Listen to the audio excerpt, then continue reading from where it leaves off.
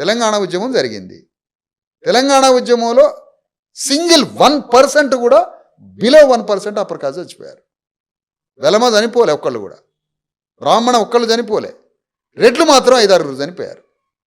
మిగతా వాళ్ళు మొత్తం బీసీ ఎస్సీ ఎస్టీలే. ఎందుకు చనిపోయినాం మేము? ఆ కాంట్రిబ్యూషన్ మేము మాట్లాడొద్దా? మేము బలైపోయింది మేము మాట్లాడొద్దా? కమ్యూనిస్ట్ పార్టీలో, మావోయిస్ట్ పార్టీలలో మేము చచ్చిపోయినాం బీసీ ఎస్సీ ఎస్టీలో.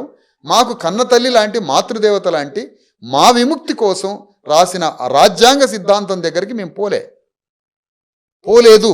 అది మాకు సమాధానం దొరకని, ఈ యుగానికే దొరకని బాధ అది మాకు. అందులో చనిపోయిన అగ్రవర్ణాల పట్ల 100% సానుభూతి ఉంది. ఎందుకు ఉండదండి? ఓ మనిషి చనిపోతే ఎందుకు ఉండదు? చిన్న సహాయానికి కృతజ్ఞతగా కన్నీళ్లు పెట్టుకొని జీవితాంతం రుణపడి కృతజ్ఞతగా ఉండే మేము, వాళ్ళ పట్ల మాకు ఎందుకు ద్వేషం ఉంటుంది? ఇట్లా పోయి అట్లా చనిపోయిన రెడ్లు లేరా?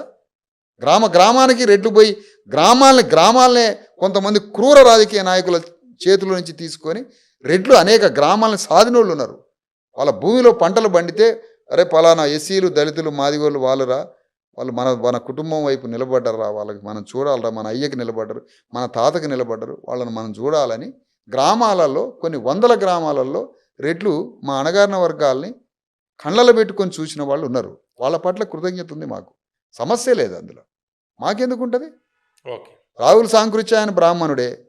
ఆయన మా కోసం ఆలోచించి అనేక మార్గాలను వ్యతిరేకమా దానికి? మాకు అట్లాంటిది ఏం లేదు.